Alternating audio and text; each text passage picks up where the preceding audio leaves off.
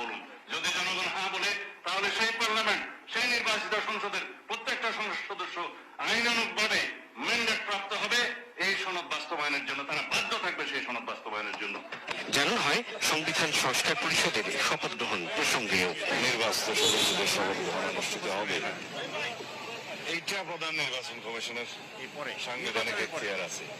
এর বাইরে কি বললেন, সংবিধান সংস্কার পরিষদ, এটা যদি কনস্টিটিউশনে ধারণ করা হয়, সেই মর্মে অ্যামেন্ডমেন্ট হয় এবং সেই শপথ পরিচালনার জন্য সংবিধানের তৃতীয় তফসিলে ফরম হয়, কে শপথ পাঠ করাবেন সেটা নির্ধারিত হয়, এতগুলো হওয়ার পরে তারপরে হলে হতে পারে।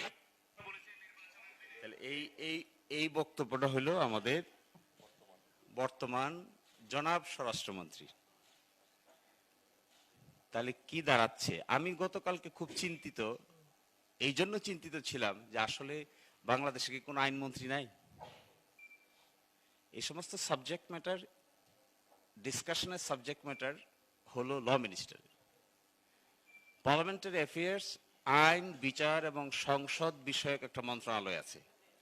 ওই মন্ত্রণালয়ের একজন মন্ত্রী আছে। ওই মন্ত্রণালয়ের সাবজেক্ট ম্যাটার এটা, যে কোন আইনের অধীনে, সংবিধানের কোন বিধানের অধীনে কি করে কোন বিষয়টা কিভাবে সেটেল করা হবে। This is precisely the subject matter of the law ministry.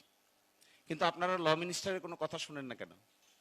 This is mysterious. আপনারা ভেবেছেন কিনা কখনো তা আমি জানি না, কিন্তু from yesterday I have started thinking যে এটা কেমন করে পসিবল, আমাদের ল মিনিস্টার কথা বলে না কেন?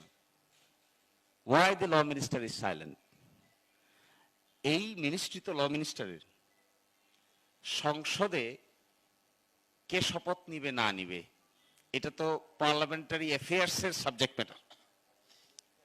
অলসো এইটা সাবজেক্ট ম্যাটার হলো যে সংসদে শপথ নিয়েছেন কি নিয়েছেন না, নিবেন কি নিবেন না, একটা বিল উত্থাপন হবে কি হবে না, 133টা অর্ডিন্যান্স উপস্থাপন আগামীকালকে হবে কি হবে না, কোনটা সংশোধিত হবে, কোনটা পরিমার্জিত হবে।